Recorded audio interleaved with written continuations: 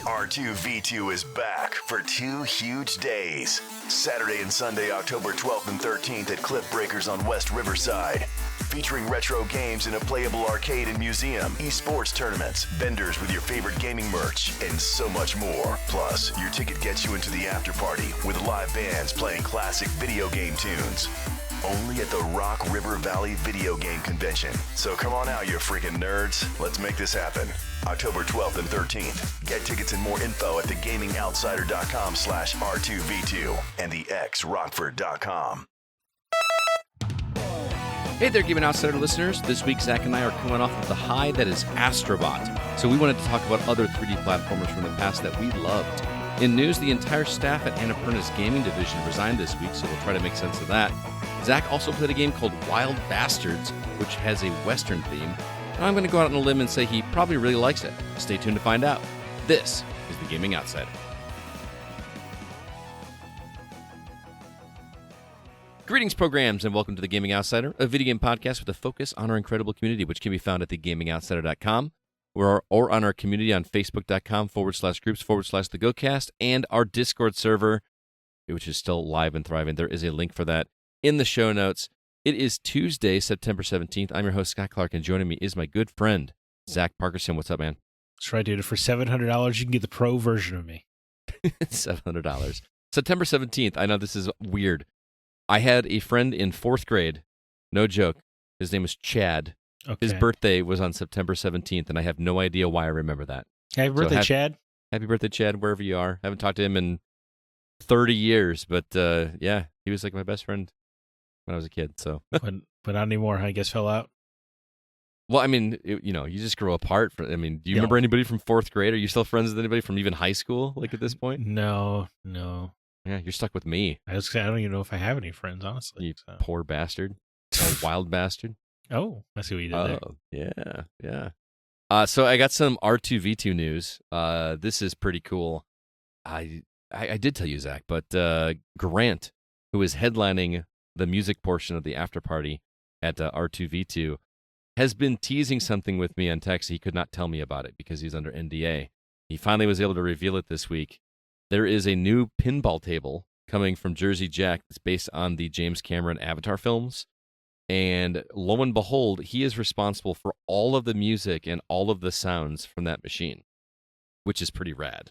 Yeah, I mean, that's one of the biggest properties in history. Seriously. That he's working on.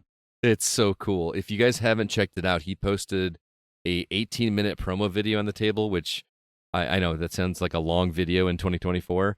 I watched the entire thing and was just riveted by just how impressive this table looks. I know I'm a pinball fanatic, but it's really cool. And plus, Grant is in the video, like hair and makeup and, professional studio recording and all this kind of stuff. It was, or wardrobe and makeup, I guess I should say. I told him, I said, dude, you look pretty dapper in that video. And he's like, yeah, they did makeup on me. So that was pretty cool.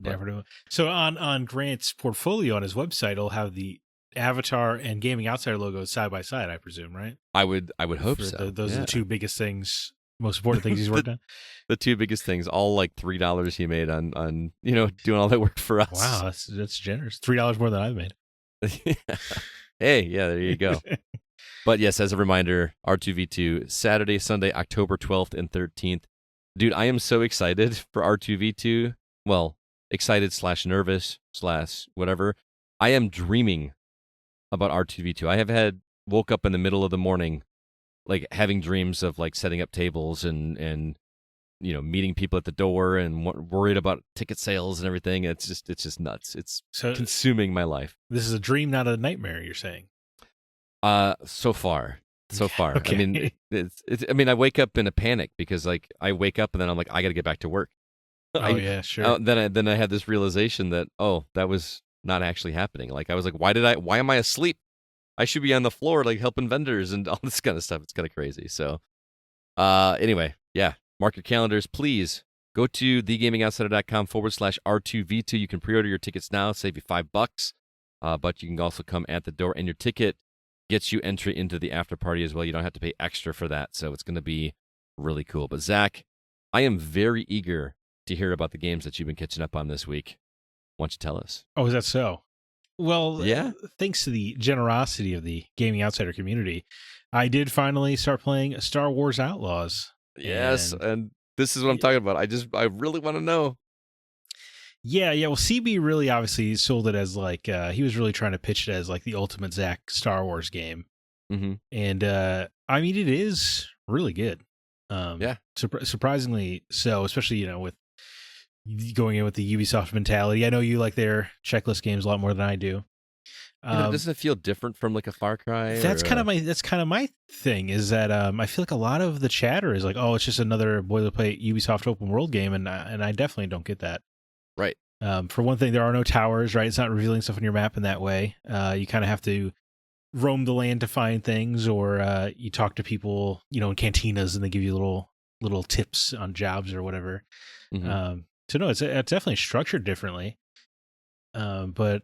But yeah, I'm really I really like the stealth focus. I wish the stealth was a little tighter, I suppose. Mm-hmm. It doesn't like have any of those like Splinter Cell feedback systems. Yeah. And there's not really like a lot of ways you can mess with the guards other than sending Nicks out to distract them. Mm-hmm. So maybe there's more skills I get later. I don't know, but I think I put about 5 hours into it, which Okay. certainly not insubstantial. Now, have you played it post-patch? Because I heard they patched some of the stealth stuff already. I think I got through because they're focusing on the intro stuff with the patches, right? Because I don't know.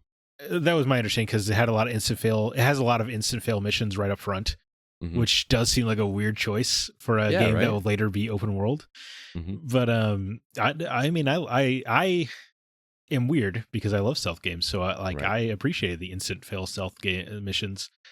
I like that rhythm of trying to find the exact right path or whatever. Mm-hmm. So yeah, I really dug that. I like Kay. She's cool. Do you like her little Han Solo shrug when she gets caught? When she gets mission failed caught. Yeah.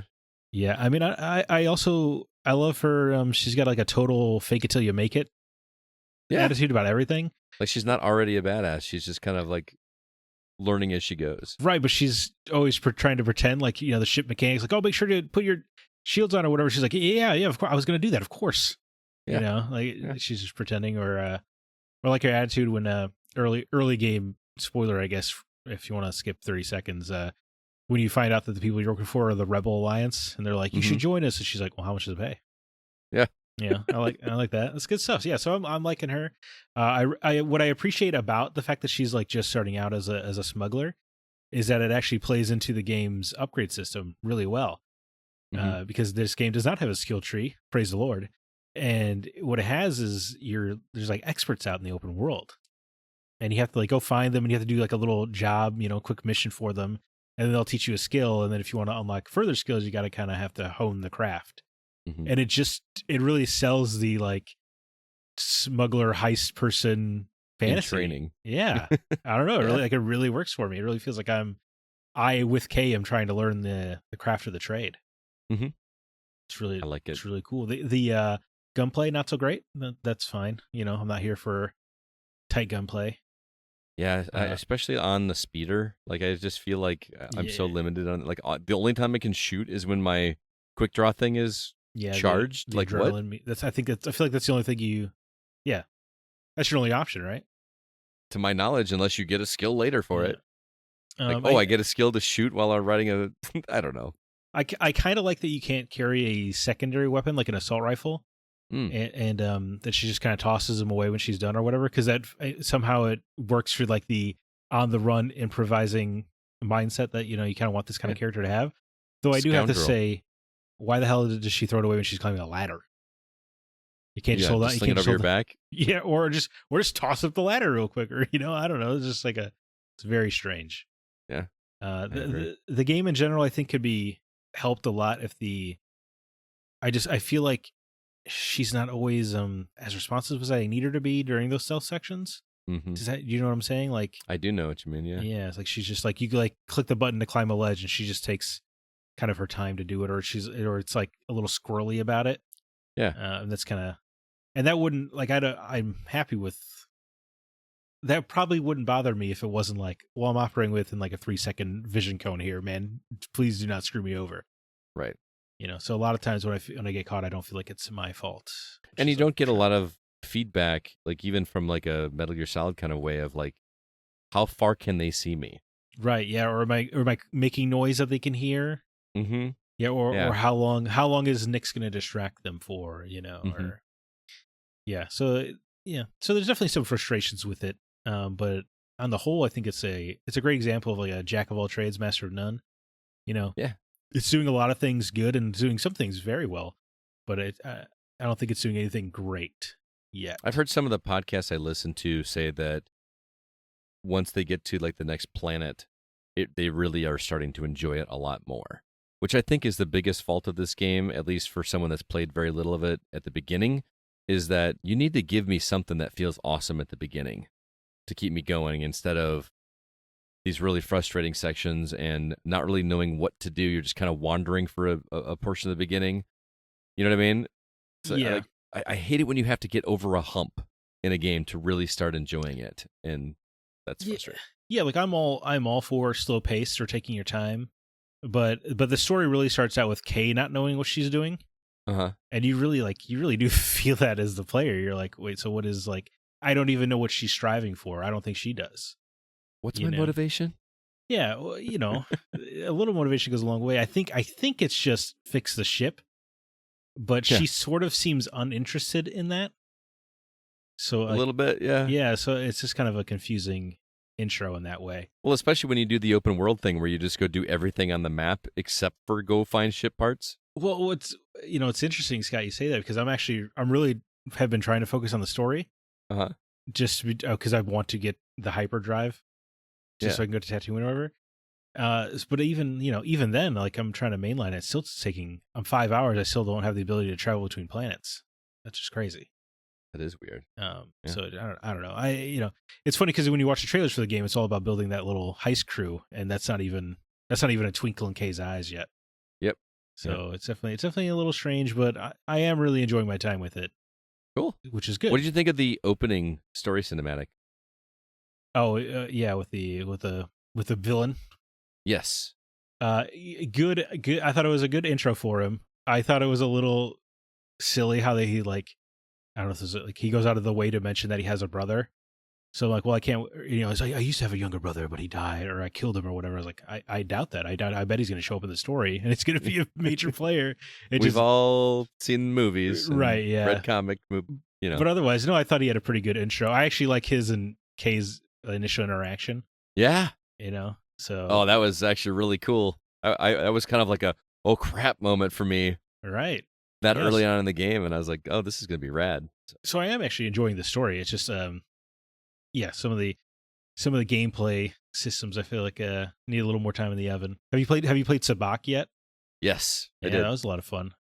I beat the High Gambler and on the opening planet there, which is fun. Nice, very cool. I just love how slick that little dealer thing in the middle of the table is. A little dealer robot droid. He's cool. Cool. It's like scooping up cards. Yeah, pretty awesome. It's a lot of fun. It's a game I definitely am going to spend some more time with, no doubt. I think I'm really going to enjoy it. I think especially once the story starts picking up and I kind of have a better idea of what they're going for. I think that'll go a long way for sure.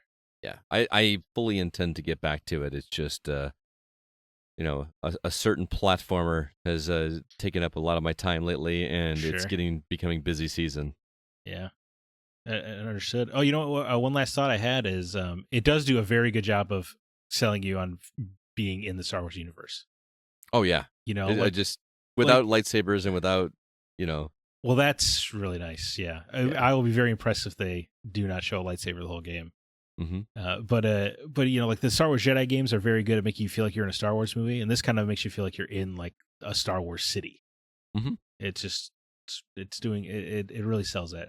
I think I said it last week. It feels like more alive than any other Star Wars game I've played. Yeah, I think so. Even though they're NPCs, but it still feels like I was getting flashbacks to like the first time I played GTA 5.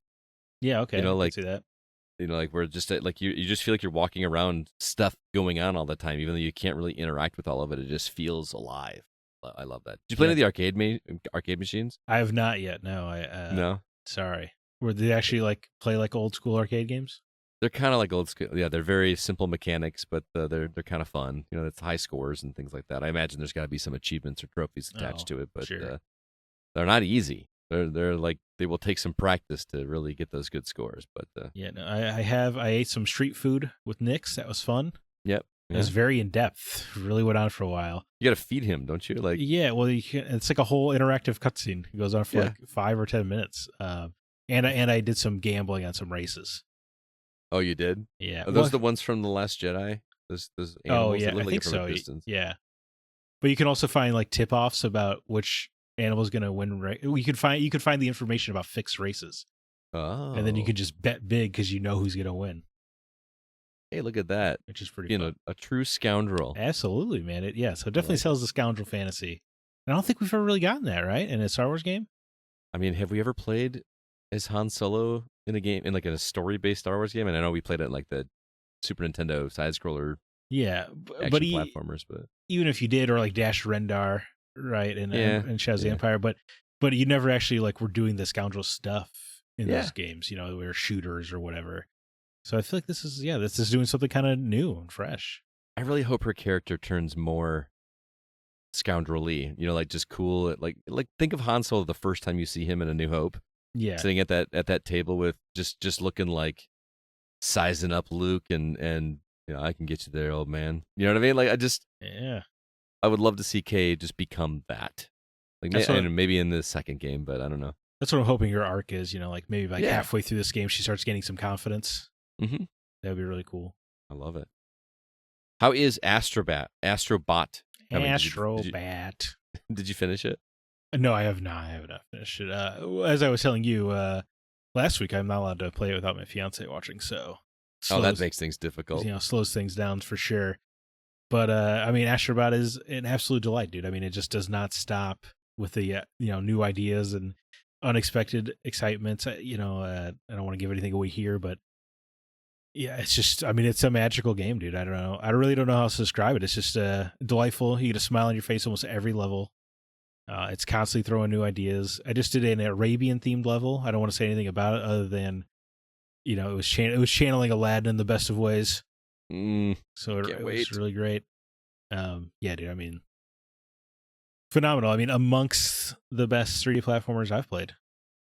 Yeah, I mean, I've been wrestling with that in my head all week about like where I would place it, because right now it's at the top, because I haven't played Super Mario Galaxy 2 in 10 years. Man, how much longer? was that? 10 years ago? Probably over 10 years, yeah.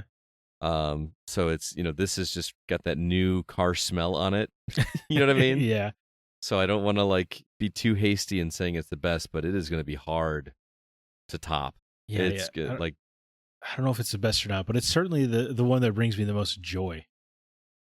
Seriously, I mentioned it last week. I don't remember the last time playing a game and just involuntarily, without even thinking about it, just this massive grin appeared on my face, and I actually like caught myself. I was like, holy crap, I wasn't like I thought about it. It just happened on its own. Right. As it should. You know what I mean? There's times where you play a game where you see something and you're thinking in your head, oh, that's pretty cool. Hopefully that happens, and it happens, and you say, I got to smile now. No, this just like I had no control over it. My face just smiled. It was it's just such a rare instance. And it's nice that not all of it is because it's like PlayStation or reference related. Yeah. So much of it is just the Astrobot flavor of it, or some level you're seeing, or some quirky trick they just pulled. And of course, you get gleeful when you see the little robot version of some character you love. But just so much of it is just like the game and its own identity, bringing that joy, which is really cool. And I still feel like it's hard to say the highlights aren't the PlayStation Hero levels. Yeah, those are the highlights. But there's just so much to love about Astrobot itself, which is cool. Yeah. And some of the little ones that they find, like I'm not gonna say what you do because I know what you're talking about, but when you find the Tomb Raider bot, you know what I'm talking about? I didn't realize that's what it was at first until I took a close look. I was like, oh, I know what that is. It's just those moments are so cool, and they're like 45-second little things that you do to get that character, and you just know what it is, and I find myself, if I know what the character is, I can't wait to see what the little clue is that they have about it. Oh yeah, You know what I mean? Because they don't like outright say what these characters are. They give like a little offhand description that is just like, oh, I know. You know what I mean? Yeah, I mean, finding Lara was pretty great. Yeah, and her accompanying item that you get from the gacha machine is pretty wonderful. yeah, good stuff. Yeah, dude. Stuff. It is. All right, well, that is what we've been catching up on. Let's go ahead now and jump into the week's news.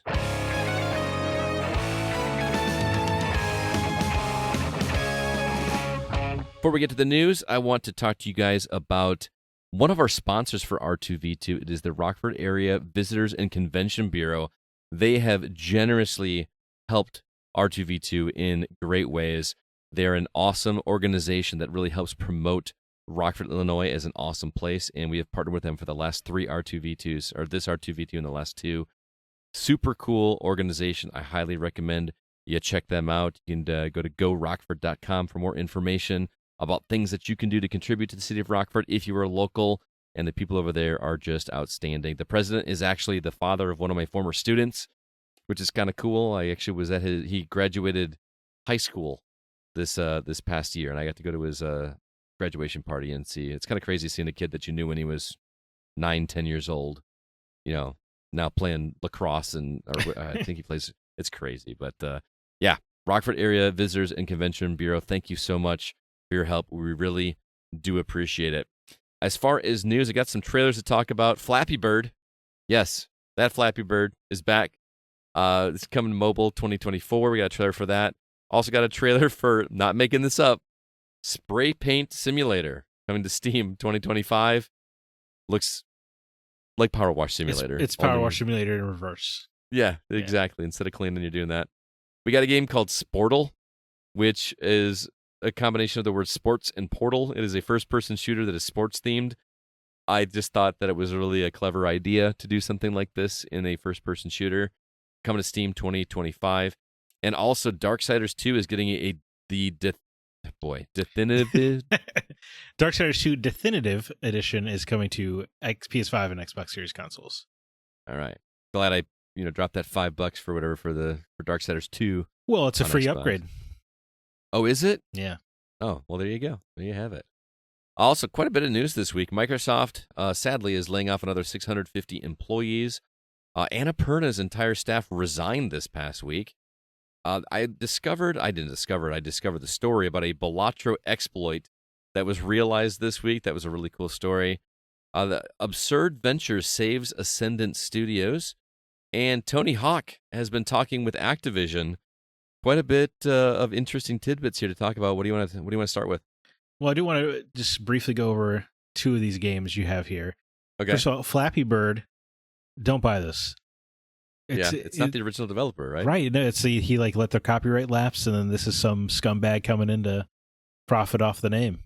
Seriously? Yeah. Well, that's not going to stop people. Oh, of course. Yeah. No, that's why they're doing it, obviously. That's ridiculous. And plus, I know that Flappy Bird, it was taken off and people were saving phones that had it still on it and everything. Selling them for hundreds of dollars. But there have been so many copycats of this game that I feel like you played the game. I don't know. This just feels like a remember that and capitalizing on that. And what didn't the dude get stressed out by all the overwhelming popularity of it and people knocking down his door, and he just kind of gave up on it, and he was upset at how popular it was. Yeah. And so, yeah. Anyway, it's a crazy problem to have. Don't buy it.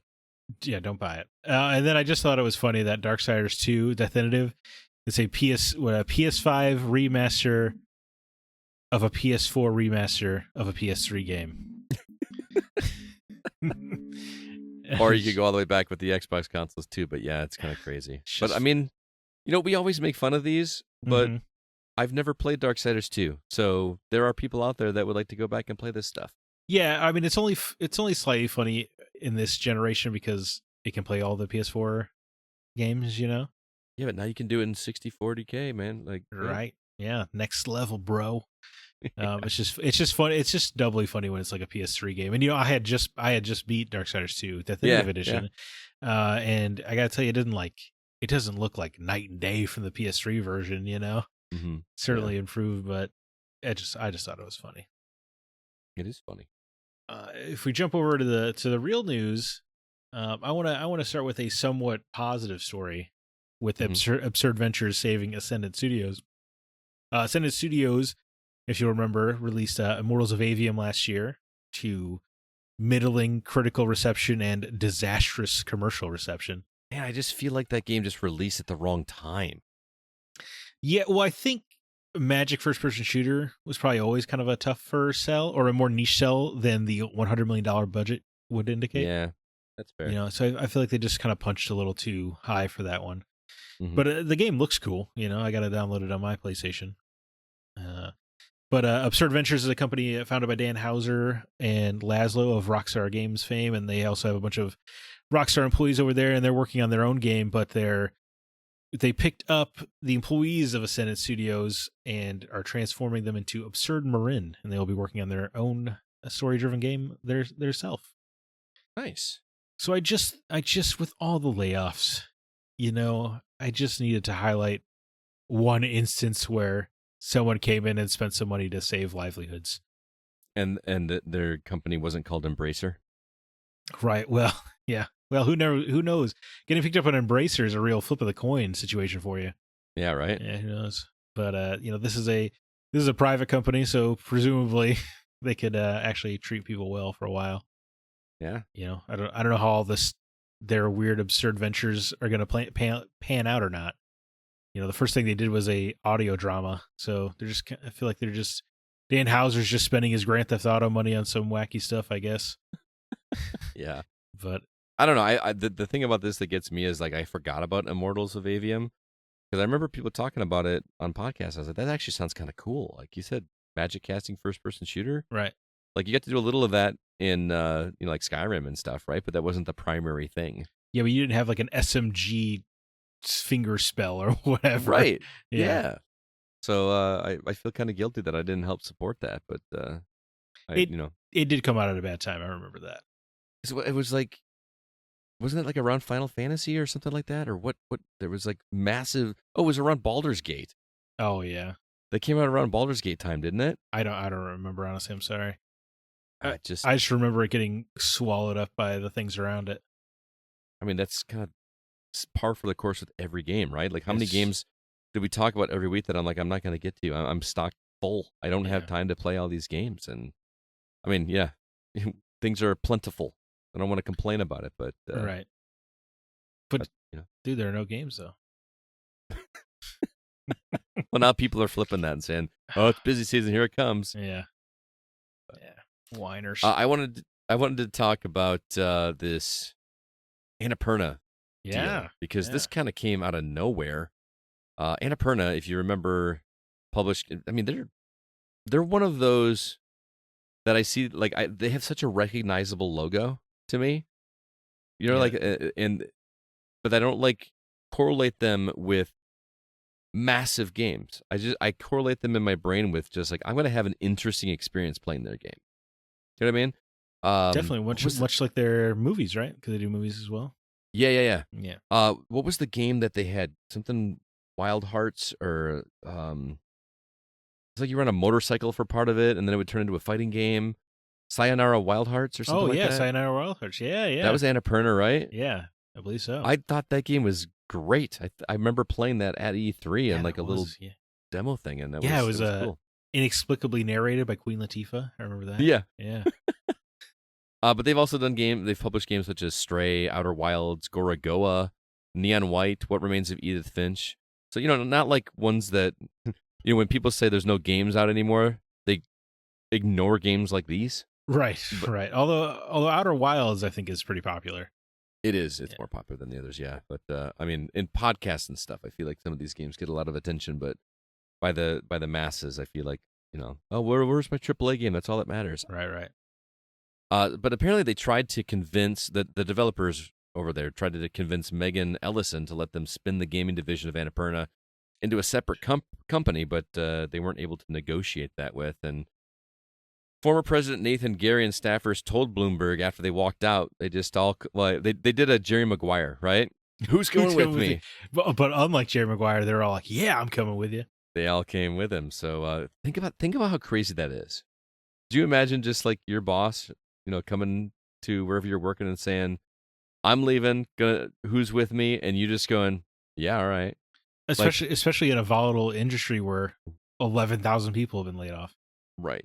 You're going to start up something new or get absorbed by something new, or Yeah. that is a big risk if you've got families to feed and that kind of thing. But anyway, Nathan Gary said, quote, "All 25 members of the Annapurna Interactive team collectively resigned.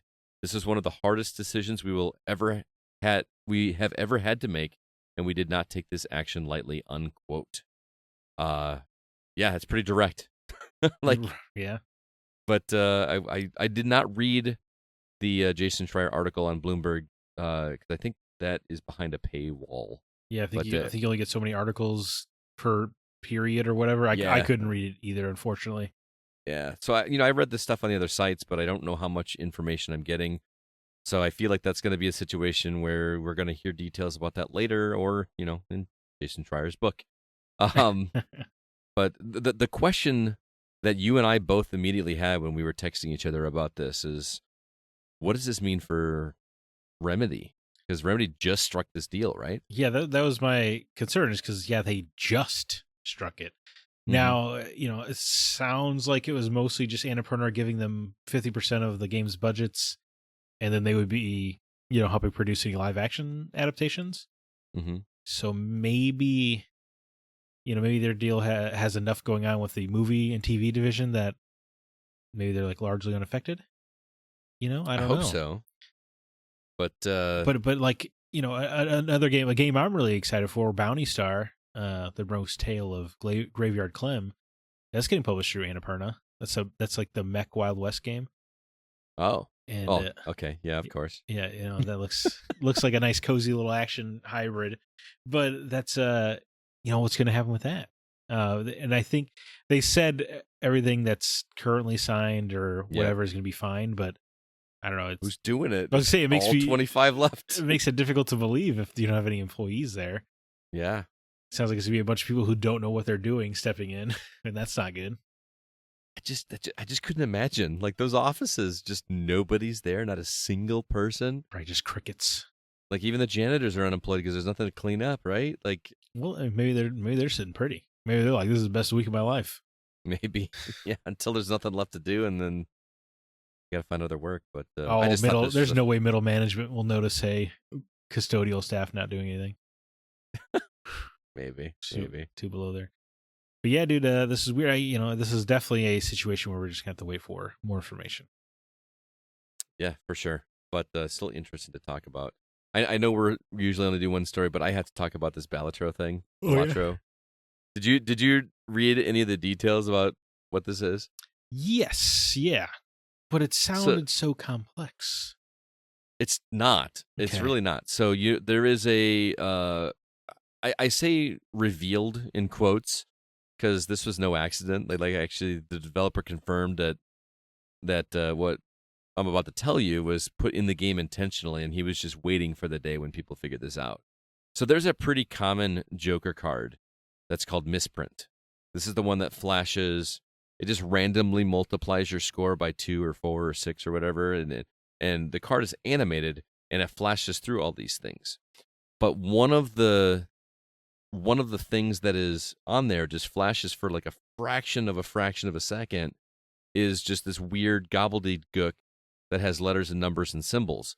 And if you watch it closely enough, it actually will tell you what the next card drawn is going to be. So it's almost like this built-in cheat system in the game. Like if it says 2S, it's a 2 of spades. You know what I mean? If it says KC, it's a king of clubs. You know what I mean? Like it's just a little thing that they put in there. And the cool thing is you don't even have to have the card in your deck. You can actually just, how you can go to the pause menu and look at your available deck? Right. And the cards are still animated, so you can look at that and it will still, you got to watch it a few times to really catch it, to see what card it is, but you can, in theory, know what the next card is going to be. And I just thought that was just I love when people discover stuff in games, a long time after it's been done. Like, remember when people were finding stuff in Mike Tyson's Punch-Out? like the secret to Bald Bull, the telegraph thing with the audience member. Oh yeah. Like that's like a 40-year-old game, right? Like, or I don't know, maybe I'm exaggerating. No, it's got to be 40 years old. And they're still finding stuff like that. I just love it when they find stuff like this. Now, this is obviously much more new, relatively speaking, but right, but it's still crazy somebody figured it out, I guess. Right. And less complex than I thought, but more not worth it is what I meant, really. Yeah. Because is knowing the next card really that helpful in Balatro?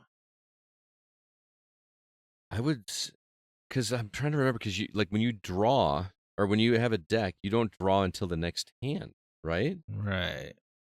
So I feel guilty for saying this because I haven't played Balatro in quite a while. I need to get back into it, but yeah, I'm so out of the rhythm of that game. Yeah. Because like you, I don't want to get into that and get sucked into that and not play anything else. But well, yeah, every time you go to play a hand of Balatro, however the hell you pronounce it, anytime you're just like, yeah, I'll do a quick game, then 3 hours passes by. Yeah, you've lost your evening. Yeah, exactly. Anything else you want to mention quick before we move on? Just, shout out to Tony Hawk, making something happen. We have absolutely no information. He was just on some YouTube show called Last Meals, I guess part of Mythical Kitchen. I don't know what any of that is. Me either. But that's probably a sign of our age. But he just kind of said, quote, "I wish I could tell you more, but I can tell you that I have talked to Activision again, which is insanely exciting. Something the fans will truly appreciate," unquote, is in the works. So that's cool.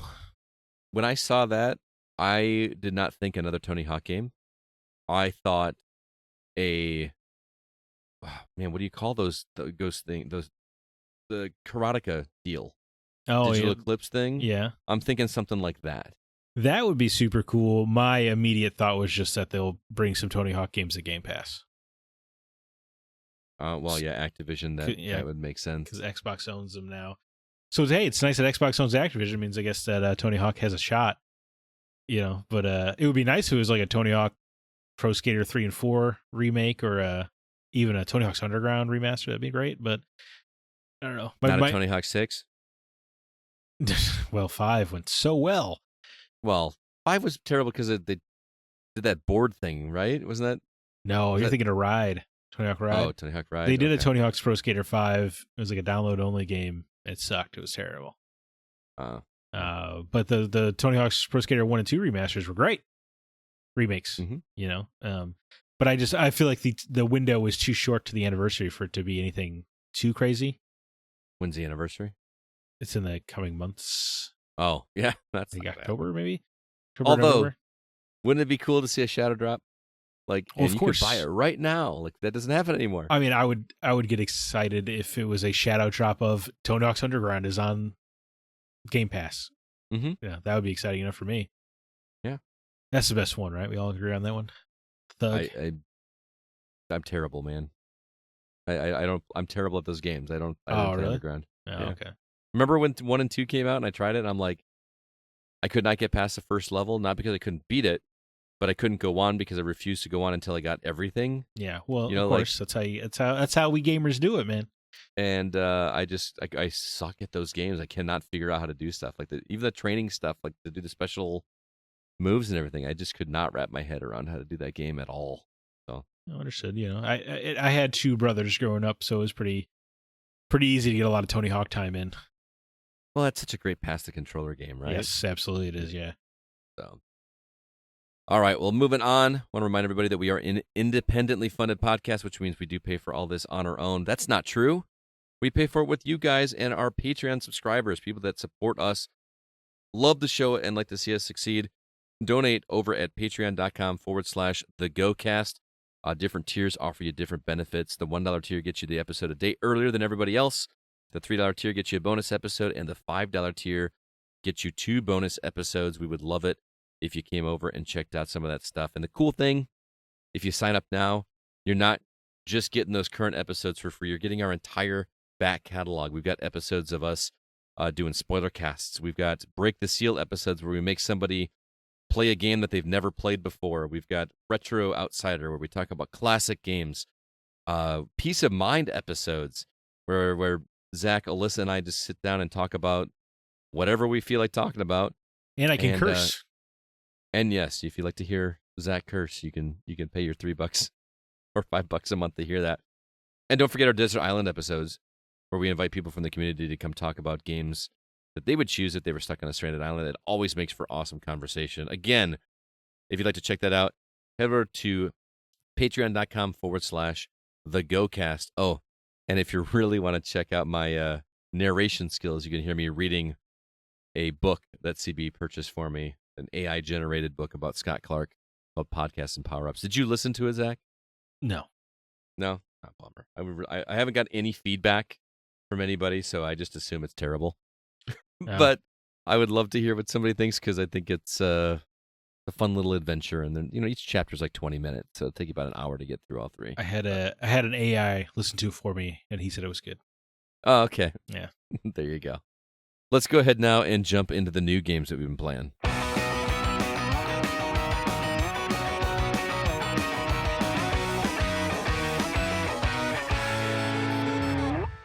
All right, Zach. Lots of stuff I want to play this week. What's coming out? Frostpunk 2 strategy game that I know a lot of people are excited about, coming to PC September 20th. Another Karate Kid beat 'em up, the Karate Kid Street Rumble. Dude, this property just keeps knocking out games. This one's based on the original characters, like as kids, not like with the Cobra Kai stuff.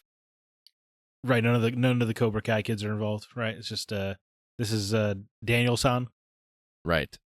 Maybe Johnny-san. Anyway, yeah, that's coming to all consoles and PC September 20th. I've still never seen a Karate Kid movie. Really? I've only seen Cobra Kai. And I think that's how I'm trying to maintain that until Cobra Kai finishes, just because I think that's a funny perspective to have.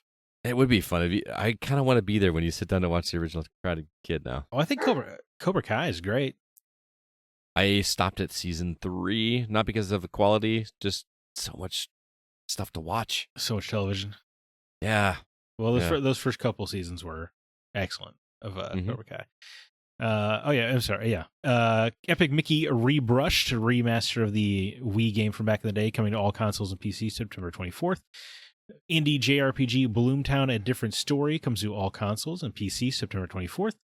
Aura History Untold God game from Xbox comes to PC September 24th. Beyond Galaxyland, that is a sci-fi indie JRPG, coming to all consoles and PC September 24th. Murder on Space Station 52 is a investigative game. That's something that Alyssa, if she's still out there, would probably really enjoy. That's coming to all consoles and PC September 25th. Shadows of Doubt is a sandbox noir investigation game with a kind of very throwback graphical style. Coming to PS5, Xbox Series consoles, and PC September 26th. Raven's Watch, a new roguelike from the developers of Curse of the Dead Gods from a few years ago, is leaving early access on PC September 26th. The Legend of Zelda Echoes of Wisdom comes to Switch September 26th. Scott, I can't wait for you to look at your sealed copy. a new version of Monopoly is coming to us courtesy of Ubisoft, and that's coming to...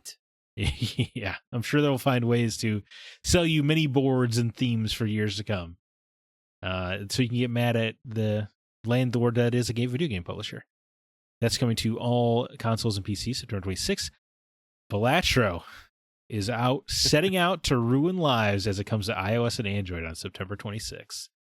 That's it's dangerous. Yeah. Worms Armageddon Anniversary Edition is a Digital Eclipse repackaging of Worms Armageddon, which should be really cool because they're obviously the masters of video game history, so there'll be a lot of bonus features in this.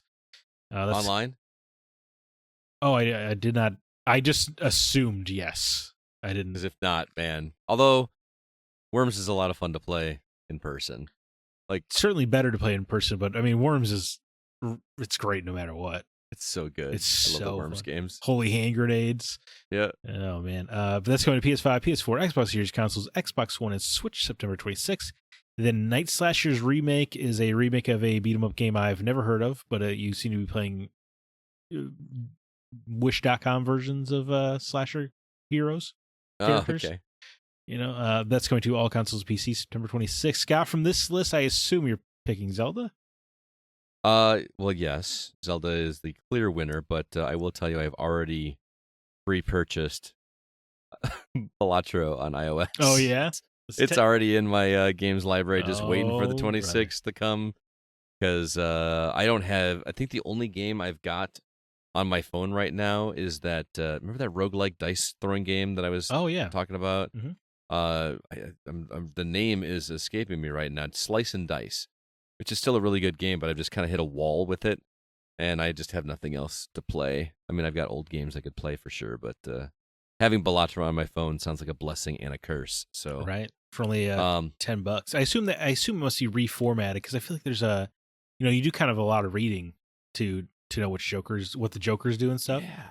I'm wondering if they're like banking on you already knowing the cards just by sight, but that doesn't seem like a good thing to do for people that are gonna want to play this mobile. Right. Like like there's got to be ways to read those cards better, or zoom in on them, or something like. Yeah, maybe some kind of like hold for description kind of thing. Yeah, something like that. But I will report back because, man, I don't remember the last time I bought a game on one platform and then bought it on another platform within the same year that it released. Yeah, but for $10, how could you say no? Remember back in the day when $10 for a phone game just seemed ridiculous? Well, I think it still is in that market, right? People don't like to buy phone games. I mean, people are buying full-on retail console games on phone now, like Resident Evil 7. Turns out they're not, based on the sales. They're not paying for it. Oh, okay. No, yeah. Capcom said it was a huge disaster for them. Oh, okay. I think they sold it was like 1,700 copies of Resident Evil 4, something like that. Holy cow! So wow, yeah, just not doing great. I mean, to really play those games well on a phone, you got to have like a backbone or something like that, and you got to have a really good battery life. Because I mean, how long are you gonna play Resident Evil on your phone? And odds are, if you're into that kind of heavy action game, you're probably already an owner of some kind of console. Right. Yeah. Yeah. So especially like number 4. Like if you're like new to Resident Evil, you're gonna start with 4. Like yeah. Or also, I've never played Epic Mickey, so I'm intrigued by Rebrushed, but that's not gonna happen for a while. I'll wait for a sale on that one. How about you? Possibly ever. Yeah, there are a lot of things on here that look good. Worms Armageddon would be interesting. But I think honestly, the one that stood out the most to me was Raven's Watch. Really? Yeah, kind of a dark fantasy take on a lot of the fairy tale characters, and but I like that they're not the most obvious picks, if that makes sense. Like Beowulf is in there, or the Little Red Riding Hood is one of the characters, but she like transforms into the big bad wolf. Oh, that's rad. As her special, and then most importantly for me, Aladdin is in here. I don't see him a lot, but his special is bringing out the genie during combat to kind of wish away some enemies. So I just think it's kind of a fun, dark, taking that Lies of P energy of dark, or Alice Madness Returns of those dark fairy tale energy and putting it into a different genre. I think that's cool. And in this post Hades world, I'm all about roguelikes.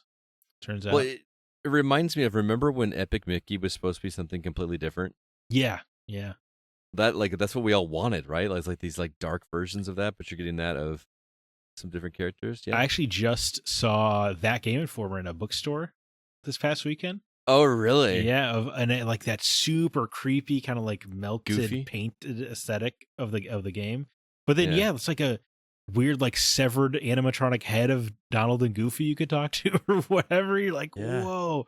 But I remember reading that back in the day. I was like, dude, I can't believe Disney's allowing this. This is crazy. I can't wait to play this. And it turns out actually Disney did not allow it.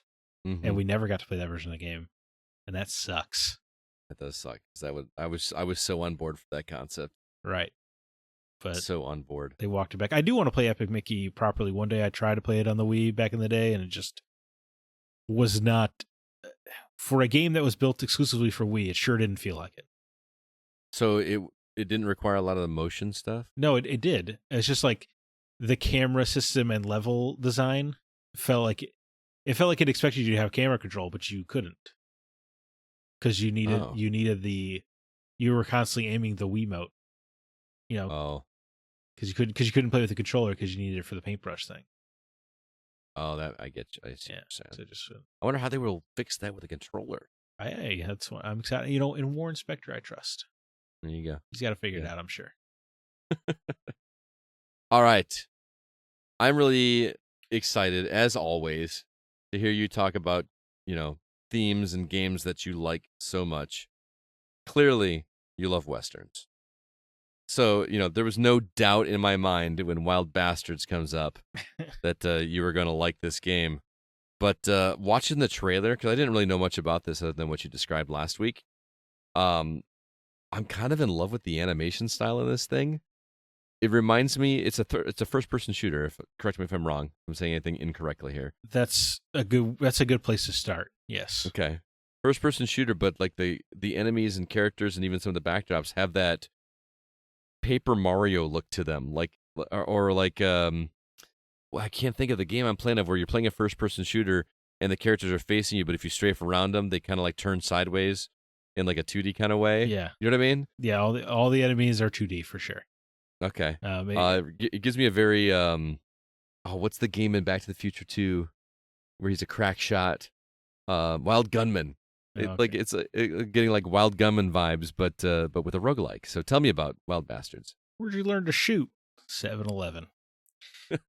Yeah, Wild Bastards. First of all, you're right. The aesthetic is super cool. It's like a very kind of comic booky style. Uh-huh. But all the enemies and geometry and everything, they all look like 2D cutouts, but it's in a 3D space. Right. And so, yeah, it presents very well. It's a super cool aesthetic. I just love that kind of stuff sells. You know what I mean? Like, everyone wants realism, and here you and I are, like, excited about a game that could have been an old idea. Right. You know what I mean? That's true. That's a good point. Yeah. I know their previous game, Void Bastards. I have not played that, but I know that was even went harder on the comic book aesthetic. Like, there were a lot of onomatopoeias and stuff. Yeah, I played that. So this is definitely their vibe. Mm-hmm. But yeah, so you're right in that it is a first-person shooter. That's where combat plays out. It's they're like little arenas, and you're in these gunfights, and they really only last a couple minutes at most. You're plopped into an environment with two gunslingers, basically two of the bastards, as you will, and and you get different assortments of enemies, and there's actually a shocking amount of enemy types to keep track of. So you're as I've been playing, it's just been constantly each new space sector, and I'll get into that later, introduces new enemy types, and I'm like, how do they keep coming up with new enemies? But yeah, so you're doing these arena style shooting. It's a lot of like you're moving around fast, so fast that like if you click on a ladder, you just auto climb up it. You don't even have to climb it because it wants you to be moving. But the each character, there's 13 characters in the gang, and they each have a set weapon and skill.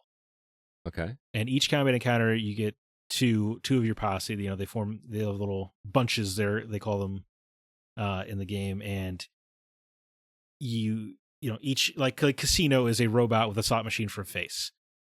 and and he's got I like it already. And he's got a double barrel shotgun. Okay, but each time you start a new level, the shotgun's got a little slot machine on it, and it gives you a different bonus each level. Like it might have penetrating shots where it'll shoot through walls, or it might have an extra. It might just have 2 extra barrels that pop up out of nowhere. It's a different bonus each time. That's rad. And each character has their set weapon, so you're swapping between them like you would change a weapon in Halo. But instead of doing that, you're changing between 2 entirely different characters. And in the scope of the game, are you running alongside each other? They explain it as it's like the ship is beaming you to the surface, kind of like temporarily or something like. But it can't.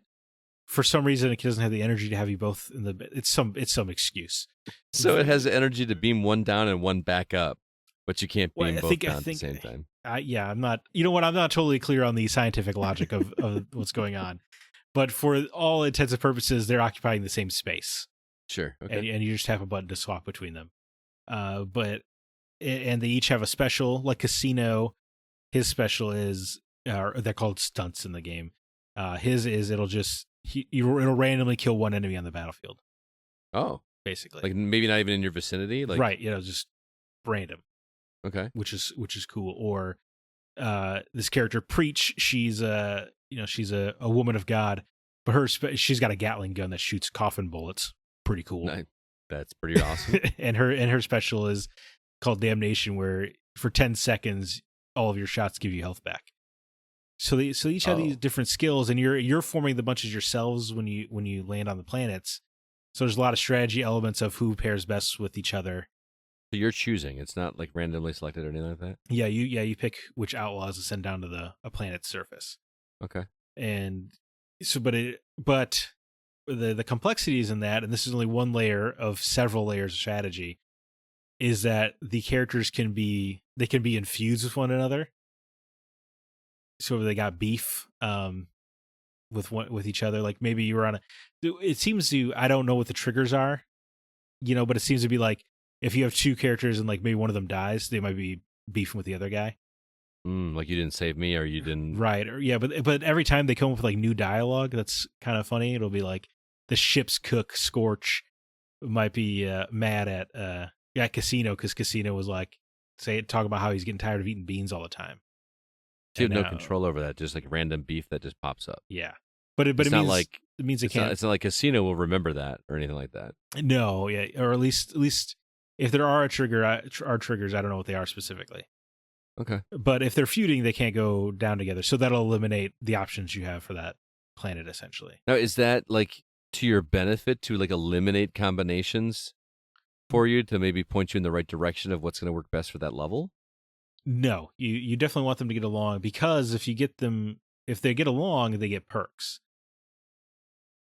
So if they are feuding, you want to do what you can to resolve that, which is often resolved over a nice meal of beans with one another. A lot of beans around a campfire, I assume. Yes, of course. Well, on a spaceship, a campfire on a spaceship, nothing dangerous there. Sorry, Smokey, it's not Scorch. His name's Smokey. But so the feuds are this kind of complex system. When you look at the screen, it's got all these webs of characters connected to each other about who's feuding or who's pals. Because if you can get them to be pals, they'll activate their special basically for you if you get shot too many times. Okay, which is helpful. So what do you do to improve their relationship then? You have to find beans on the maps, and the maps are basically like, this is the other major element of the game apart from the first person shooter combat. And it's essentially a board game.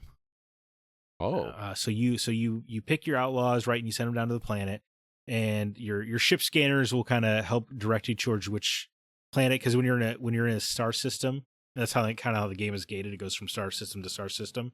Right. And each of the planets you can land on a system have loot, and that's the stuff you want to get, because it's kind of got a roguelike structure to it as well. And I can get into that. There's a lot. It's a very complex game. I was going to say, not what I was expecting when I looked at this trailer. Yes, that's why I think I'm so in love with it. It is so unique. But anyway, it has this board game element, and so you land down on the planet. You can have however many bunches of characters you have, and you move them around the board. It has like spaces you would have like on a board game, and you only get so many turns. You only get so many moves per turn, and when you use up your moves, and the enemies who are patrolling can use their moves. But there's different spots on the board you want to get to where, like, it might be like on this tile you can it'll let you hire a mercenary and he'll destroy a patrolling enemy, or you get to this you might be able to ring this bell that'll tell all the enemies it's chow time, which means that it'll be half the enemies during conflict for that turn, because they're all idiots. They've gone off eating, or there's like a bunch of different perks you can collect on the board, and and on the board are like set roadblocks, which are fights that you have to get through to kind of get to the loot or the exit for that map. And so your incentive is to try to get out of there in as few turns as possible, because if you wait too many turns, a prince lands in the part of the kind of cult that's chasing the outlaws around, and those guys are like super tough bosses that'll just kind of wipe the floor with you. Although I did manage to kill a prince once, so that's nice. Sounds a little. I know this is a weird comparison, but the things you're saying remind me of North and South on NES. Oh my god, that's not. That is probably as close a comparison as I can think of. Yes. Yeah, like you're doing stuff on the map, and then it actually initiates a fight or a battle or whatever. Yeah, and that's true. And the another tricky aspect of that kind of board game layer is that your health is static from fight to fight. So if you get hit a bunch during a level, your character's kind of on death's door there. That's how much health you have for the board, unless you can find there might be a square or space that'll let you heal up a little bit. But largely speaking, like that's the health you have until you can beam back up to your ship. So it's in your best interest to do well, or kind of play intelligently during those first person shooter fights. Dude, this game sounds awesome. Like, yeah. And I feel like there's like so many little things to learn along the way, and then there is like a set story campaign that's happening right now. So, and I think I can't say for certain, but I'm pretty sure during that the characters you're unlocking are in a set order, and I believe that there's a roguelike, more directly roguelike mode after that. But don't quote me on that. But I know that there are kind of randomized elements like the planet, the star system's layouts and stuff. But I think after you finish the story, you can kind of rerun because of the trophies kind of hint towards that. Gotcha. So it's definitely designed to be played repeatedly. And what has shocked me more, because all of that is awesome, right? Like I think all of that is incredibly unique, and it's got an incredible loop, and you're kind of you're doing like the board game element, and then you have to do a fight, and that lasts for 2 minutes. Now you're back in the board game. You got to plan out your moves, or sometimes you beam down to the planet. One of your outlaws won't beam down correctly, so now you got to go. You got to go pick them up. Now that's throwing a wrench in your plans, and there's just all this stuff constantly going on, and the game does a better job than a lot of games of equally using your twitch skills and your brain. Oh, cool. And it's constantly flipping between them. And if it was just that, the game would be amazing already. But then the characters are incredibly endearing, and they're all so unique. You don't know who you're going to get next. Like one of these characters is Hopalong, and he's like a half snake, half alligator guy, and his weapon is just like an electric lasso that strangles people to death. But ridiculous in an awesome way. Absolutely, it is, and he's got kind of like a cool, kind of laid back personality, but he's also slithering around, so he sprints faster and quieter. It's like all the characters have so many permutations, but then like in the actual dialogue, like they all seem to have relationships with each other, which is crazy for a 13 character roster. Yeah, all the permutations. Yeah, like all the combinations. Right, and it's just their banter on the ship is usually funny or kind of endearing, and you get such a good grasp of the character's personality so quickly, which is not always the case in video game, or it's just very efficient storytelling, I guess, and they do an incredible job because the characters look so cool and are so unique, like a half alligator, half snake man. Yeah. That you want to know more about them, and then it turns out that they are interesting, and it feels like the personalities match their abilities, which matches their weapon, and I don't know. So what you're saying is that the people over at Concord should have hired Blue Manchu. Yeah, or I don't know what Blue Manchu's doing over there to be knocking out something this unique. It seems as though they pitched a game that would be unpublishable by anybody, any big publisher. It's just, I don't know. And who do they get? The Maximum Entertainment and Modus Games? Yeah. That's those are the logos. Yeah, on the case. And it's a bold time to be doing that too, like right here before, or maybe it's the best time, right before the onslaught of the bigger game season. Yeah, man. I definitely hope it finds an audience. It's a kind of unique game you hope people discover. So hopefully, if anybody's out there wants to play a game unlike anything they've played before, pick up Wild Bastards. All right, and you're playing on PS5, correct? Yeah, I'm playing it. Yeah, I'm playing on PS5. I know it's on Xbox. I believe it is on Switch. Yep. Switch PC. And PC. Oh, of course. Yeah, PC. This is a game of the year contender for me. Oh wow! All right. I cannot. I was happened to be home sick from work last week, but the timing was appreciated because I played a lot of Wild Bastards. It's always great when you get sick and have to stay home and a really great game releases that you want to play. Yeah, dude. And I just I think I put 4 or 5 hours into it in like a single stretch, and I did not notice the time was going. That's the best, isn't it? That is the best, dude. That's what we're chasing, that high from our childhood forever. And we're, like I said, getting it aplenty right now. That's true. Yeah, a lot of great ideas out there. Yeah, dude. I will definitely be playing this for a while. Right. Yeah, so I was ranting about it to my fiance. I was like, dude, I feel like I could play this game for 1,000 hours. You called your fiance dude? Sometimes. Okay. Yeah. Wait, you're not friends with your wife? I think if I called her dude, I would get dirty looks. Yeah. But, I'll try it as soon as we're done here. Let me know. Can you record it? I'll report back. Yeah. Maybe she comes down and says hi. I'll be like, hey, what's up, dude? Dude, that'd be great. Yeah, but just put that on camera for all of us. Maybe that'll be some Patreon content. There you go. Yeah, there you go. Dude, I'm really hoping, because they have an option in the menus of Wild Bastards for challenges. I really can't wait to see what those are, and I really hope there is some kind of roguelike randomize the order I get these characters in kind of deal, because I don't know. I'm already planning for ways I want to replay this game. Is there anything that the game does? Because with the multiple characters like you're talking about, it reminds me of Children of Morta. The the one where in those types of games you're used to just going with your set character that you're comfortable with. Right. And Children of Morta forces you or incentivizes you to go outside of your comfort zone.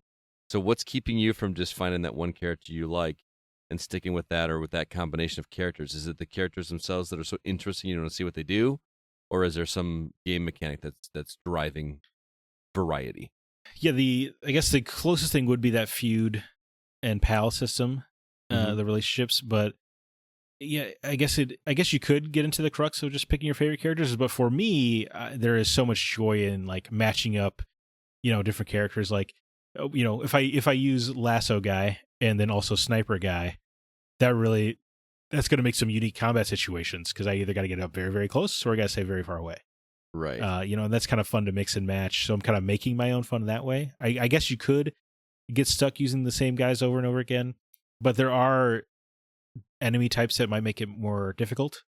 Mm-hmm. You probably don't want to use Preach, the Gatling gun character, against the enemy porcupine, because every time they get shot, they throw a needle out at you and it homes in on you. So if you shoot them too fast, too quickly, right, you're gonna have 16 freaking needles coming your way. So yeah, there's definitely some planning, and you can kind of scan this planet beforehand to see what enemy types might be there. So there's definitely a strategy element towards mixing up your characters. Mm-hmm. But I don't think it's super incentivizing you to switch it up. Okay. I can see now, after hearing you describe this game, why you recommended this game so highly to mutual friend of the show, Mike Card. Yes. Yeah. I only spent a couple days with Mike, but when I was playing Wild Bastards, I'm pretty sure this guy's going to like that game. And did he message us today saying that he bought it? Yeah. So I convinced him. Yeah. Well, he already loved Void Bastards, so he was a pretty easy sell. Easy sell, yeah. But you know what? Each character has a charged perk that gives them a pretty significant advantage. It might be something like +3 armor or something like that, and an armor blocks an entire damage from a shot. Sure. And those only happen the first time they go to a planet. So I guess there is a light incentivization to switch up your characters throughout the system. I didn't even think about that. So there is definitely, there's a lot going on in Wild Bastards, man. Sounds like it, man. That's not what I was expecting to hear you talk. I just thought it was going to be a cute little shooter, but holy cow, it's got a lot more going on to it. Yeah, it's way heavier on the strategy, because I knew it was a strategy FPS. It was how they were selling it, but it's definitely a lot heavier on the strategy than I thought it would be, which is great, which is really great. Cool. Wild Bastards. I'm gonna add it to my list. Yeah, I look forward to you getting to it next year. Next year, 2026, something like that. Yeah, or maybe you should see, so for Game of the Year, you can put it on your list. That's what I was gonna say that a second ago. I feel like you say, as soon as you say Game of the Year contender, I feel like, well, I have to at least try it. Yeah, I know what you mean. The feeling is mutual. Yeah. Well, luckily, our Game of the Year contenders this year have been games that we both played. Largely that's true. So it's not going to be quite that disparity, at least between you and I. Right. But we got other members of the gaming outside here, so let's see. But all right, want to remind everybody about social media. I mentioned Facebook already, but Discord, we got some new members over there. Mindy G, number 129, Lewis Peterson, and somebody that just goes by an emoji of a green gun pointed at a monkey, which was interesting / disturbing. But welcome to the community, man, or ma'am. I have no idea what that means. I don't either. If you can, leave us a review wherever you listen to the podcast. We would appreciate it. It does help us get the word out there. And lastly, our website is thegamingoutsider.com. You can find all of our episodes there if you're not already streaming them somewhere. But you can listen to us on Spotify, Apple Podcasts, Google Play Music, or is that even a thing? No, I'm not an Android person. What do you listen to on Android now? I'm not an Android. I have no idea. We used to have a whole slew of them, and I feel like those podcast services just don't exist anymore. iHeartRadio, is that still a thing? Sure, it's got to be. I don't know. I use Overcast. That's what I use. Oh, okay. Because it auto deletes pauses and audio waves, so you get through more podcasts more quickly. Also, if you get a chance, check out some of our written content. Mark has a couple reviews this week. One for This Means Warp, and also a game called Ant Stream Arcade. Actually, it's not a game so much as it is a streaming service. You guys got to check this out. If you didn't hear him talk about it last week, it's a streaming service, Netflix-esque, where you have at your disposal 1,300 retro games, all streamable. Great. It's kind of nuts. And it has a lifetime subscription option, which is awesome. Yeah, it's like $100, and then you just have it for life, at least until the company stays afloat. Right. Yeah. That's the risk you take. But yeah, even at that, if it lasts you 5 years and you pay $100, that's pretty awesome. 1,300 indie games, yeah. Yeah. Like there's like a bunch of arcade games and even NES and Atari games and stuff on there that you can just go check out. A lot of Atari stuff for sure. Yeah. Atari games are fun for about 4 minutes and then yeah. Well, yeah. I don't know. Some of them had a multiplayer perks back in the day. Oh yeah, I know. We're gonna hear about Outlaw. You got to get your physical copy of that at some point, right? Oh, you own Outlaw? I have the cartridge, but I don't have the box. I have the box, but the cartridge. That shouldn't be that hard to find, man. I don't think so. There's also other games on there, I'm sure. Oh yeah, there was some racing games, multiplayer ones. Yeah, some rally. That was where I played Sprint. It's now called Neo Sprint or something like that. Super Sprint was a top-down racing game I played a lot on the NES. Mm-hmm. I remember it looking awesome when I was a kid. Probably does not now, but. Well, I'm sure when you were a kid, it was mind-boggling. You're like, oh my God, graphics will never look better. Yeah, we've been saying that every generation since the beginning. All right, let's go ahead now and jump into our From the Outside In topic.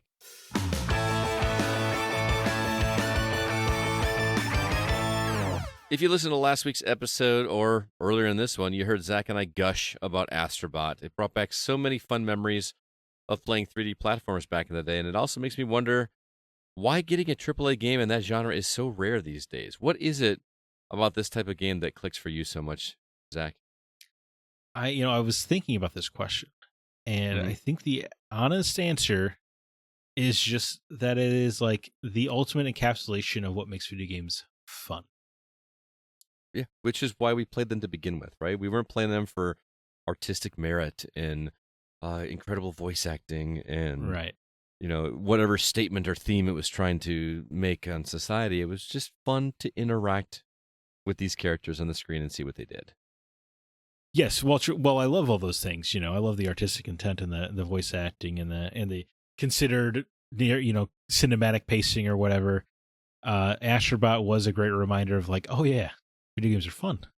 Mm-hmm. And there's like such a simple joy in platformers as well, especially 3D ones where you're kind of scouring the environment to collect everything, and you feel so accomplished so quickly because of it. Well, that and like each individual jump from platform to platform feels like a mini success. That's true. Yeah, that's what I mean. True, I got that one. I got that one. I got that one. Or then you string them all together and make this big thing happen. It's just it's the satisfaction and fun that people have forgotten. Right. Satisfaction, another great word for it. Joy, fun. Yeah. So I think that is what I love about it so much. And, I do wish there were more 3D platformers that weren't just Mario. Right. That's always been I feel like that's going to come up on lists, right? There's just no way it's not. Right. because that's the big name, And I think what was the last time they were really big was PS2, right? What 3D platformers? 3D platformers? Yeah, I don't. I mean, I can think of one from the PS5 era. You know what I mean? Yeah. I'm struggling to think of any from PS4 or Xbox One era. I know there were kind of smaller ones like a Hat in Time or Hat in Ukulele, Time, yeah. but nothing like Jack and Daxter, right? Where it was like a huge franchise back in the day. Mm-hmm. Yeah. Where you had like sequels and yeah.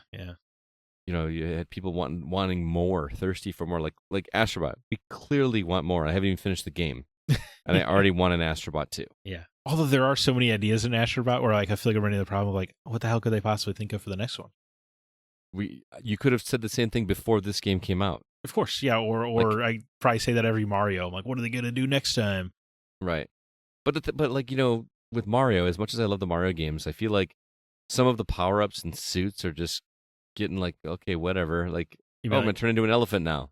That's kind of cute. It's kind of fun, but it's not nearly as mind blowing as getting collecting a feather and getting a cape that allows you to like fly across the screen. Right. Yeah. I don't know. Yeah, I felt that way about the cat suit in. I did too. I was like, really? We're turning into a cat now? Well, I was like, it was fun. Well, it was kind of fun for like a few levels where I'm like, wow, this is the main gimmick for this one, huh? Yeah, I was like, that's it. Yeah.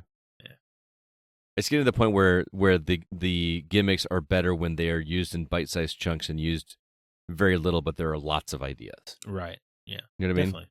Instead of like, Mario 3 got away with it because they had like 4 basic power-ups, right? A mushroom, fire flower, and the leaf, mm-hmm.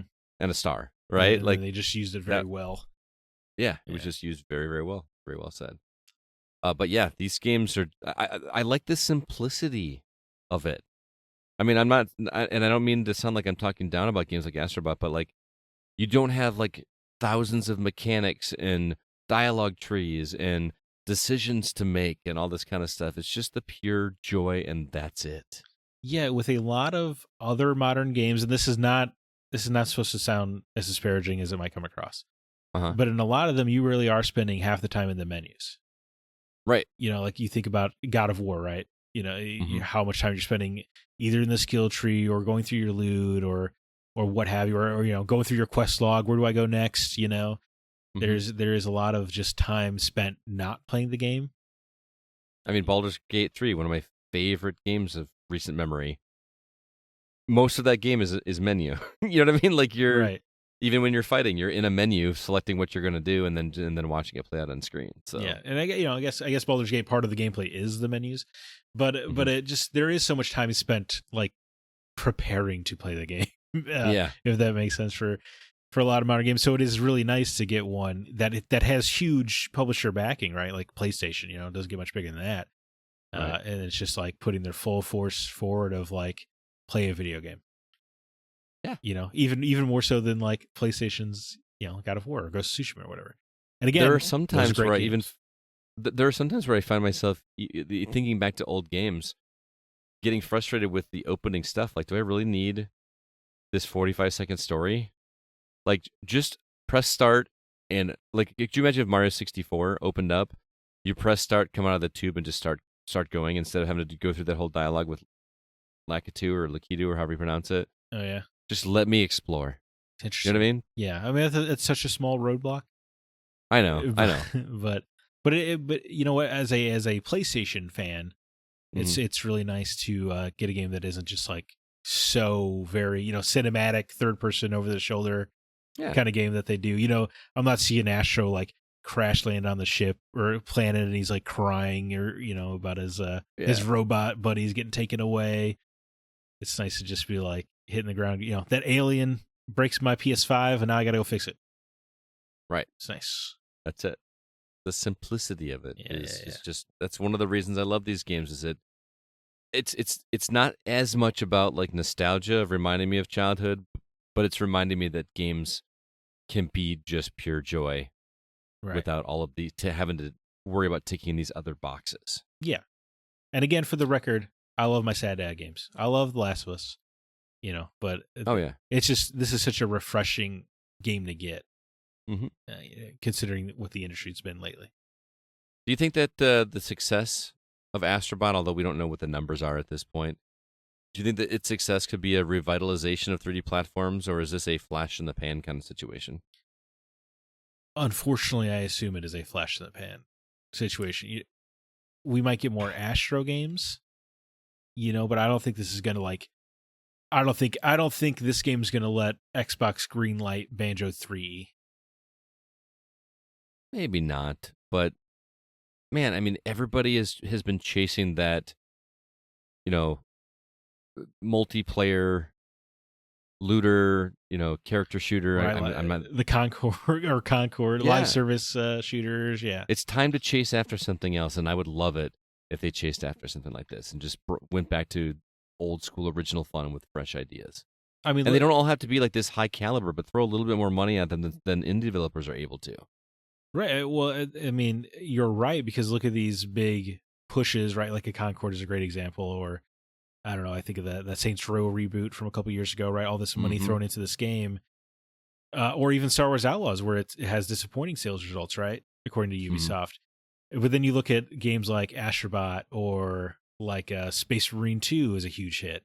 That's another top of the Steam charts. Or Black Myth Wukong, right? This huge multi-million seller out of nowhere. And these are all single-player games developed over a few years. Yeah. With Pay attention, developers, right. please. But I guess I'm just too cynical where I'm like, I don't think the developers know, right? But the executives, they're probably going to look at Astrobot, even if Astrobot sells incredible, right? The executives are going to look at it and be like, I guess people just love references to old video games. That must be what we need to put in there. Like, I just feel like they're brain dead to the right lessons. Yeah, so they're just going to put out like a Nintendo Switch Online-esque thing on PlayStation where you can just like pay for these old games. That's what people want. Right. But, knowing PlayStation should be $800 a year or something. Yeah. But what the real answer should be like, sweet. People have been, crying about Jak and Daxter 4. Let's give it to them. Right. That's what the lesson should be. And I hope I'm wrong. I hope that's what happens. Like Xbox is sitting on an absolute gold mine of platformer characters. They got all three of them. For Banjo-Kazooie, Crash, and Spyro. Yeah. You could make a hell of a game, hell of a crossover. Why has that not been announced? You could make Voodoo Vince the bad guy, the failed Xbox mascot, or Blinks the Time Sweeper. He could be the bad guy. Yeah. He could be. There's this thing writes itself. Phil, call me. I'm a little more optimistic. I think that the tides are going to shift because I think the online thing is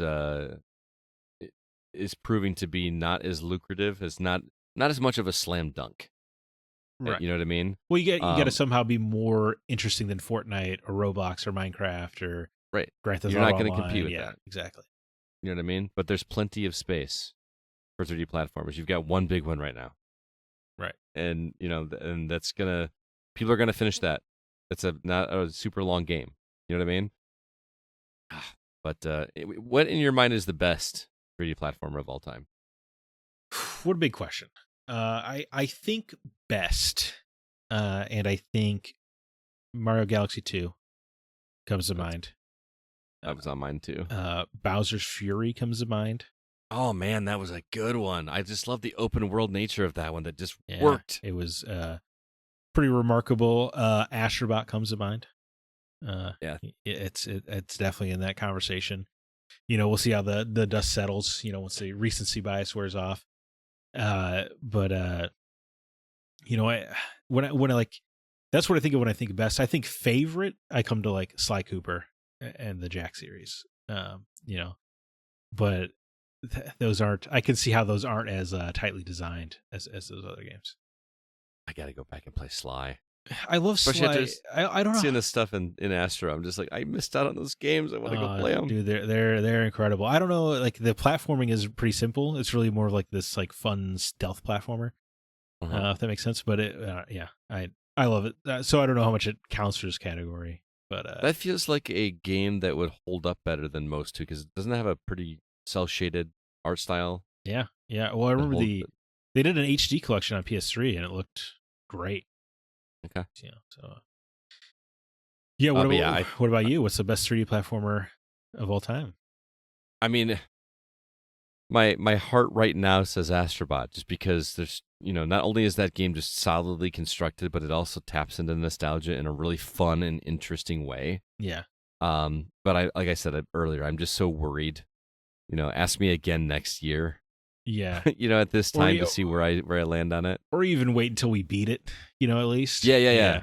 That, and I almost want to go back and replay Mario Galaxy 2, just to I've got a Wii sitting here now.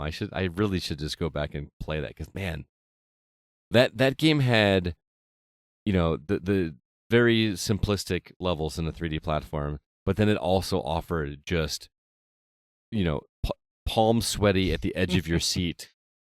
Levels. It just had such a good balance. Nintendo was so good about doing that. And, there are some challenges in Astrobot, but I know Bill Gardner on Discord beat it this week. Actually, platinumed it this week. And he said that there was one level towards the end that really gave him some trouble. It was one of those, what do they call them? Sacred symbols? Or what do they call them? Yeah, well, I mean, that's what PlayStation used to call them, the sacred symbols, but... Oh, that's where the name of the podcast came from? I didn't realize that. Yeah, because it didn't have a trademark, so they swooped in and took it. But I don't know if they still call them that or not. But yeah, that's what they used to be, were the sacred symbols. But yeah, some of those get really tricky. There's some of the square ones, and I'm on the cross ones right now. Shout out to the cross truthers, Astrobot. They actually call them cross in the game? They do. Yeah. Those are pretty great. I mean, honestly, Scott, if you put a gun to my head right now and said, what's the best 3D platformer, I feel like I would say Astrobot. Yeah. But I'm just too worried that I'm in it, Yeah. But that is where my heart lies. But I think we're in the same boat there. We almost need to revisit this in another year and see how we still feel. Yeah. Especially after playing Mario Galaxy 2. Or I guess I'm sure we'll talk about it, around Game of the Year, for instance. Yeah, right. Do you remember in Mario Galaxy 2 those levels with Yoshi where he gets the little peppers? Yes, yeah, of course. And he just starts sprinting. You have no control over him. Yeah. Oh man, I remember the tough levels. The cloud power up.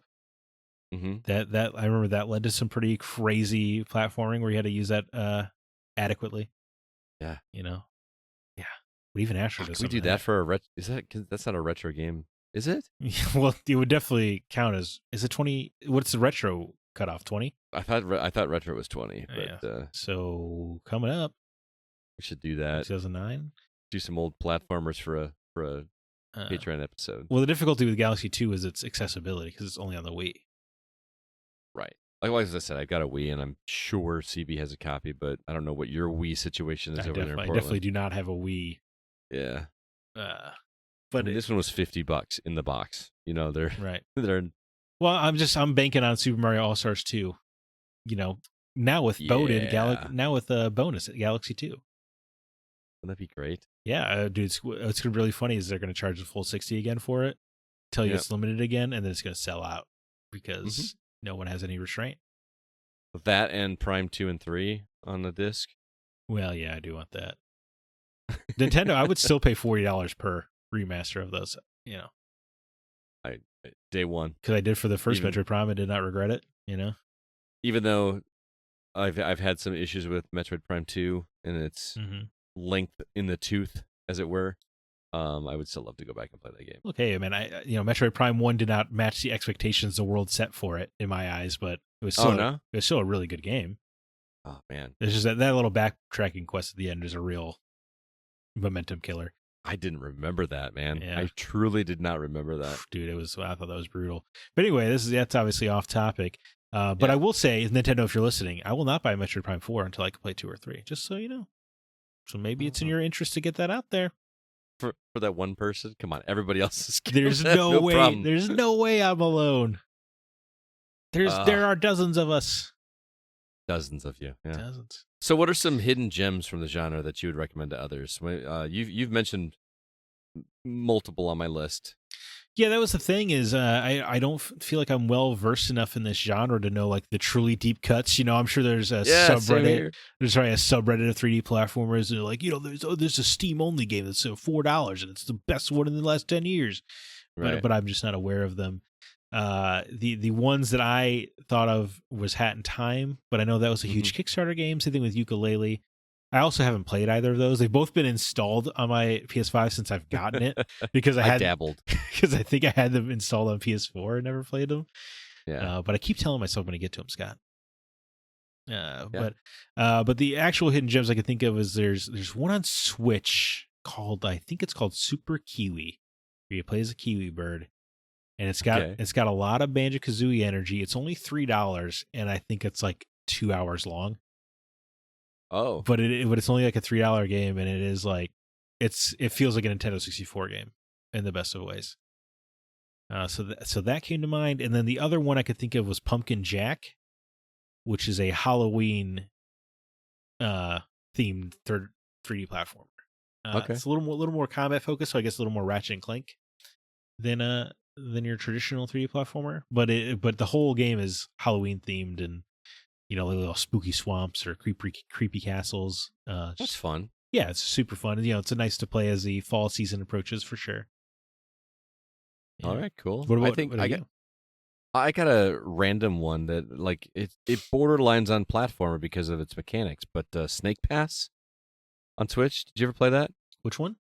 Snake Pass. Snake. Oh yes, yeah. That's you play as a snake, right? Yeah, but so like instead of jumping, you're actually having to coil around things and work your way up. I just thought it was like a clever concept that it's a little hard to wrap your brain around. You do a lot of rapping in that game.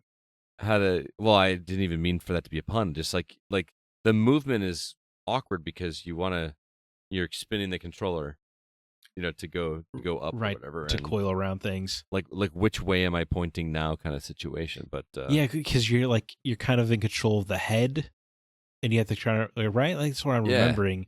So you're gonna need to focus on the fact that you got to get your head there so your body can follow. I don't know. It was and you have to have something underneath you because you can only go so far straight up in the air, right? It was just a neat, nifty mechanic that you just don't see in games too often that I thought was pretty awesome. Yeah.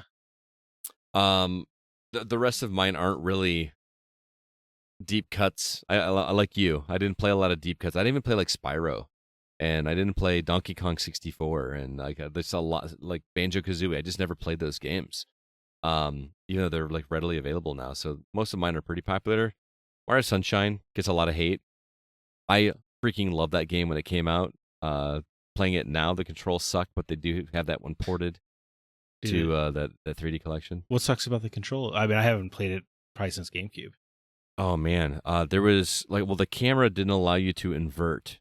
The view for one thing, and I remember there being a lot of stuff mapped to the yellow C stick button on the GameCube controller, which made it awful. I mean, at the time, we adapted. You know what I mean? Because we didn't have thousands of games at our disposal at any one time, but I just thought the level design and stuff was just so awesome and clever, and I really liked the GameCube. I was kind of bummed that didn't do more. I love the GameCube so much. I love the GameCube. I was the right age for the GameCube, especially. Yeah. Ratchet and Clank Rift Apart on PS5. One of the only reasons to own a PS5. No, I thought you said hidden gems here. Well, I said that's what I said. I don't have too many hidden gems. Okay, I've got popular ones. But I still feel like not enough people played that. Like if you like Astrobot and just like that, just fun nature and glorious looking graphics, Rift Apart is it was one of the highest rated games I did in a long time. I think my holdup with Ratchet over like Jack or Sly was it's so gun focused that and I think that reboot in 2016 you kind of went a little bit back more towards platforming, but like a lot of those like Ratchet and Clank 3 or whatever, like it got very shooter heavy, whereas like a shooter first, a platformer second. Yeah, I can agree with that. So yeah, but I had a couple. Haven't played Rift Apart, so. Oh, dude, it's so good. If you can find that on sale on PS5 at some point, I own a physical copy. I just have never gotten around to it. Okay. I would really be curious to see if that game looks as impressive as it did when the PS5 was new, because that game came out much earlier in the PS5 life cycle, and it just kind of blew my mind. The rifts themselves. I mean, there's a hole, like a tear in the sky or whatever, or in the wall or whatever, and you can see the world, and you just jump through it, and you're there. Just using that SSD. Yeah, it was really awesome. Or as Asher would say, that SSD. The Lego Star Wars games. There's a lot of platforming in those. Yeah, that's true. I mean, like all the Lego things, Yeah. not just Star Wars. I just gravitated to the Star Wars ones. These next two, I don't know if they count. Mirror's Edge. That's a platformer, isn't it? 3D platformer. I guess that's not really First person. That's not. I feel like was it's the letter of the law, but not the spirit. Right. You know, which means my next one's definitely not going to count. But there is a lot of platforming in the Portal games. Yeah, that's definitely not gonna. I mean, so first person 3D. No, I think you could do platforming. I think you could do a 3D platform, but like Mirror's Edge would be closer, but it's not focused on collecting or anything. I guess I have no argument. Portal is a platform or a puzzle game. Right. Puzzle game first. Yeah. Mirror's Edge, is all about traversal, but I guess I just never really thought of it as a platformer. It's not stylized like a Mario, for instance. Right. And like I didn't have any other specific games on my list, but I just kind of wanted to bring it up as a topic. Like some of these 3D open world games, do you consider them 3D platformers? Like Infamous. Now you're getting out of hand. No, I'm just saying. You are in a 3D world. Like an open world shooter. No, not an open world shooter, but like an Infamous. Like no, you're going around collecting things. Infamous is primarily you're shooting lightning, but it's definitely a shooter. Yeah. Or Crackdown. I would maybe give you Crackdown. Oh, Crackdown over because Infamous. Well, so much of that game is about jumping around collecting orbs, power ups. Yeah, I don't know, man. Because we didn't really set the rules. Yeah, well, I was gonna say what's next. You're like Uncharted 4, man. It's an incredible 3D platformer. I mean, it is. Oh my god, this guy. No, I think in the spirit of what we were talking about, we're thinking like the more cartoony. On the surface, look kid-friendly. Right. Collectathons. You know what I mean? The edgiest you get is like Vex. Yeah. If anybody remembers that. Vex or Gex? Vex, VEXX. He was like he had like little claw hands. That was a big hook of the game. I don't remember that game at all. Yeah. What platform was that? It's on Xbox, PS2, and GameCube. Oh. It was definitely during that era where they were trying to make 1600, they had like Tak and the Power of Juju and all those kind of Ty the Tasmanian Tiger, that era. Oh yeah, where they always felt like it was like a rip-off of something, but wasn't really. Right? Yeah. Somehow it felt generic. I liked Vex though. It had attitude, which it's cool when you're a kid. Oh yeah, totally. So let's see what the community thought. Over on Discord, Bill Gardner says the N64 era was king for 3D platformers, of course. But I actually really enjoyed Super Lucky's Tale. Forgot about that one. And Odyssey. Steam does have some cool ones that feel like N64 games.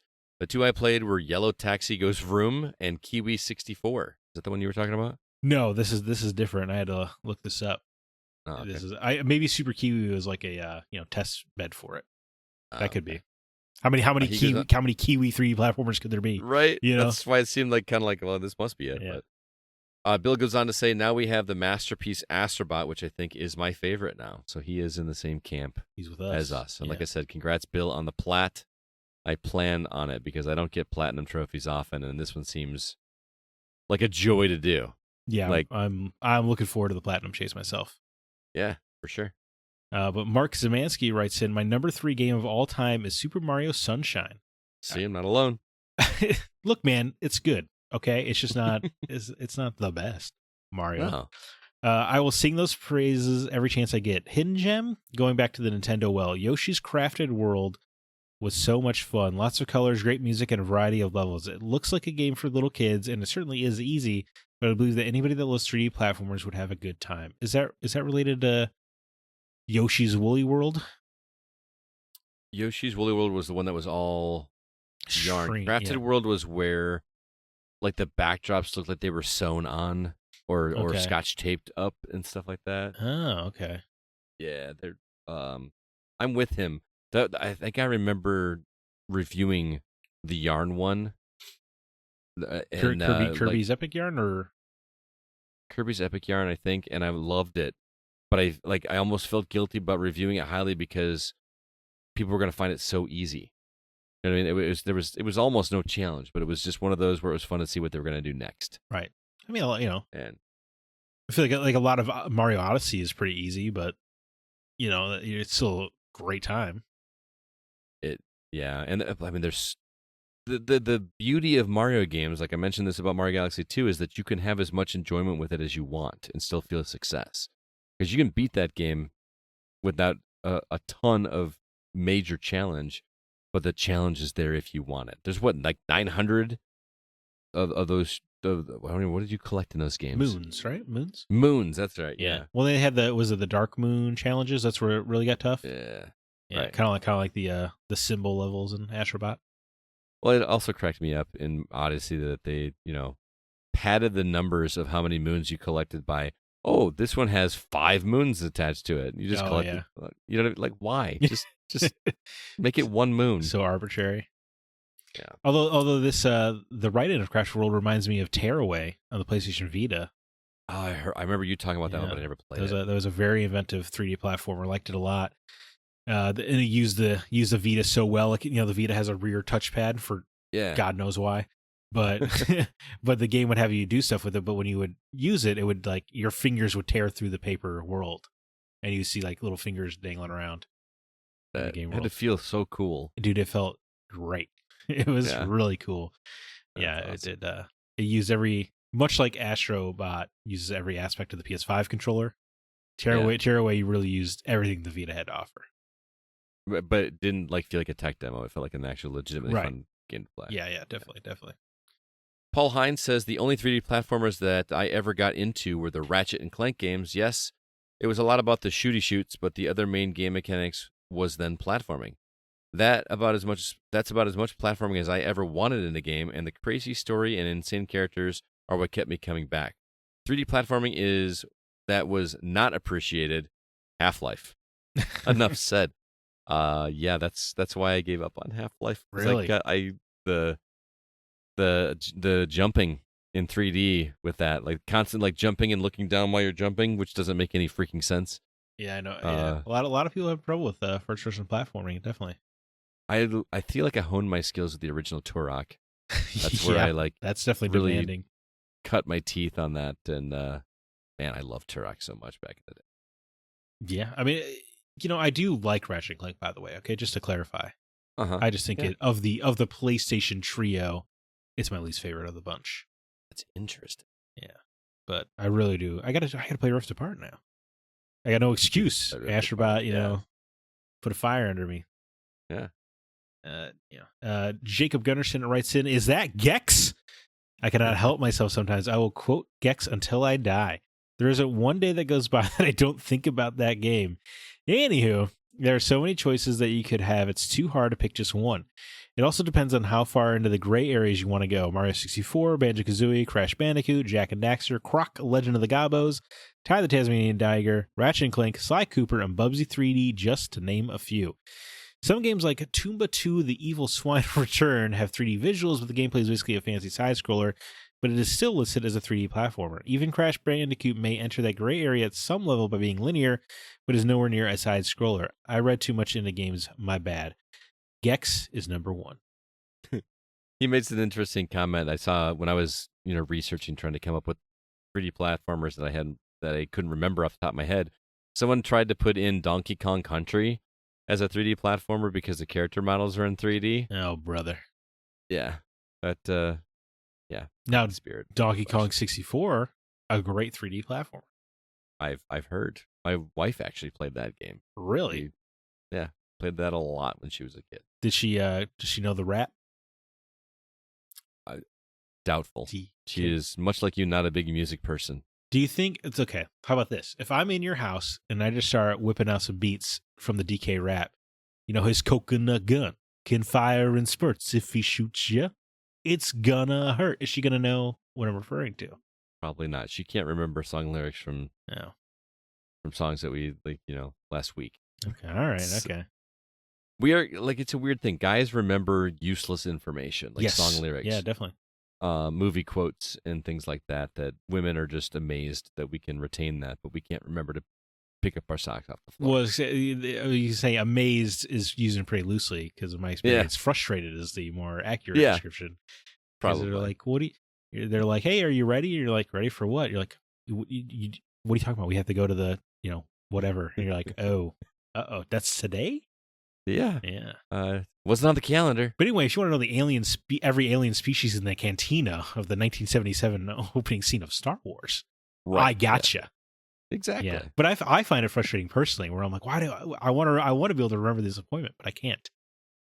Yeah. But we got a calendar. We got a family calendar, man. Just put it on there. But I can remember what's up with the Rhodians. I know what a Rhodian is. See what I'm saying? That was a fun topic, man. Thanks for joining me. Of course. Next week we don't have a topic chosen yet. We will have one posted. So thanks to everybody that wrote in. Really appreciate it. But that's going to do it for this episode of The Gaming Outsider. Thanks so much for listening. This episode was produced by Kevin Honigford, and all the music you hear is written and performed by Grant Henry of Stemmage and Metroid Metal. Again, his website is stemmagemusic.com. Please check out his promo video for the Avatar Pinball Machine. I was say music awesome. Also of Avatar, the official pinball machine. Yeah. Please be sure to email us if you have any questions or concerns. Our address is feedback@thegamingoutsider.com. Zach, any parting words or recommendations for our listeners? Scott, you'll be thrilled to hear that I watched Back to the Future 3 for the first time. Oh, so I okay. have finished the trilogy, and what? I'm just curious if you think that they still get progressively worse all the way through the 3, or if the theme of Back to the Future 3 made you like it the best of all. Well, I hate to be cliche, but 3's the best one. No, it's not. And do you think it's worse than 2?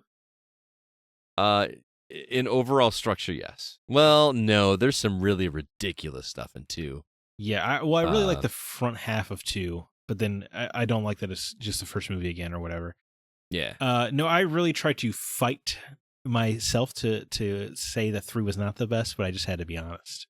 Okay. I'd be curious to hear. For me, yeah, I really enjoyed it. I really like there's some joke that I had to pause. Oh, this is the dumbest thing. Okay.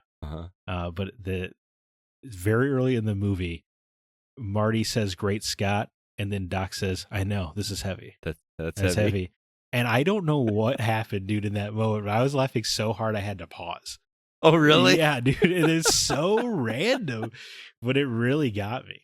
I think it was just that was good. Just hearing Doc, because it's a callback to 2, right? When he's like, "What's going on with the Earth's gravity in the future? Why is everything so heavy?" It was, I don't know. Yeah, it was funny as hell. Anyway, I think that was in the first one actually. Oh, okay. First Back to the Future. Yeah. But anyway, yeah, no, I like 3 a lot. I like the Doc Brown getting a little romance. I kind of appreciated that was more a Doc's movie than Marty's. Right. Yeah. I thought that was a nice little change of pace. I will say Michael J. Fox, dude, should have been a star. Oh, he wasn't? Well, I mean, I feel like he should have been a bigger star than he was. I know his career got cut short by Parkinson's. Yeah. I mean, I'm, younger than you, so maybe for my generation, he was not a star. He was the Back to the Future guy. Okay. Yeah, I've watched a lot more with, he was in Family Ties. He was a Teen Wolf. That's not a good example, but he was on Spin City later on. Spin City, yeah, I like Spin City a lot. Yeah, so perhaps I'm just underinformed, but he's just so good. Yes. Yeah. He's just very likable. Yeah. It's funny that you brought up a Michael J. Fox thing because mine is tangentially related to Michael J. Fox. I was out camping this past weekend, and somebody brought up the movie American President, which I've never seen, and Michael J. Fox is in it. And so somebody pulled out a phone and showed me this scene with Michael J. Fox where he's playing a very dramatic scene where he's basically not telling off the president, but standing up to the president of the United States. And it's really, really good. I'll try to find the clip and share it with you. But that's not actually my recommendation. Because of that conversation and my friends around the campfire recommending it, I decided to watch a show that for some reason I have never watched. And it is Aaron Sorkin, and I've never watched The West Wing. So I started watching The West Wing this week. So have you ever watched The West Wing? No, it looks great. And my boss of my last job before my current one was obsessed with West Wing, named his dog after West Wing characters. Wow. I'm only to be perfectly honest and direct, I'm only 2 episodes in. But after that first episode, I was instantly hooked, man. Like, first off, this is a television show. The production of this feels like it is a movie. Yeah. In terms of cinematography, in terms of like the music that they're using, it just feels so much stuff going on, and they do the bouncing back and forth between characters so much, but you instantly know who they are because the characters are so well fleshed out. Man, this is going to seem like a deep cut, but do you remember the movie Billy Madison? Yeah, of course. The guy that was trying to take over the company, like that does not put the delicious Triscuit in my stomach. That guy? Yeah. He's a prominent character in the show. But not a over the top a-hole D-bag? Yes. Oh, yes, okay. But not in the same way. Like, he's on the right side of, you know what I mean? Like, he's very arrogant, but he's arrogant because he should be. You know what I mean? Not just because he's trying to overtake a company or whatever like that. Like, I don't know. There is a scene that they do something really clever, and it's not really a spoil but it's just a really fun way they intro the show. It's all about the president, right? We all know who plays the president in West Wing, but he's not introduced until the final scene of the first episode of the pilot. Oh, that's and the clever. way they introduce him in this episode is beyond epic, dude. It is just so, I'm getting goosebumps thinking about it because I just wanted to, like, high five him at the end of the scene. And it's refreshing to see, especially in our current political climate where there's no good answers. You see a guy that is, clearly an actor, playing a character, but you see this character that is making decisions that are what's best for the country. There's not a single person that is doing this for their own gain. It's all like for the greater good of what's going on in the world of politics. And I just can't wait to see where it goes. Right. See the drama. So it's how you would want it to be. Yeah. Yeah. Yeah. Oh, and do you watch House? You watched House? Of course, yeah. So you know the character Cuddy? Yeah. Yeah, she's a hooker in this show. Oh, okay. Just was not expecting that. So That's funny. dude, I would love to go along on this West Wing ride with you because I think, dude, the Aaron Sorkin writing is just palpable in this. And I know people are saying, well, yeah, duh. You know what I mean? Like, this is like the one that really made him a household name at this point. But, I didn't get into Aaron Sorkin until things like The Social Network and Newsroom. I was late to the party for Aaron Sorkin, and I was like, it's time to go back and see this. And I am so glad that I did. So, yeah. I mean, my concern about watching alongside is that I feel like you watch TV a lot faster than I do. No, because I'm really doing only like one episode a night. Yeah. Because it used to be a thing where I was having trouble falling asleep and I'd watch several episodes, but now like I'm just so busy and I'm tired. I can do one. Yeah. So. Okay. All right. What's this bad boy streaming on these days? HBO. Okay. I don't know where else. That's just where I happened to see it. So I started watching it there, but it is solid. And like, man, just even the music just feels like patriotic in a not overly annoying way.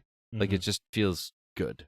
Yeah. And I just love the banter between everybody. And I just can't. And isn't it like 5 seasons or something? Like, yes, I need to go. I'm really glad I made the decision to go back and watch this. So, West Wing, who knew? It's good, right? Besides everybody. No, yeah, I know, right? I definitely always wanted to watch it for sure. Yeah. Well, Zach, it's been awesome chatting with you for another episode. Hopefully we'll get Alyssa and CB back next week. But it's been awesome, dude. Thanks so much for joining me. Yeah, man, of course. It was great.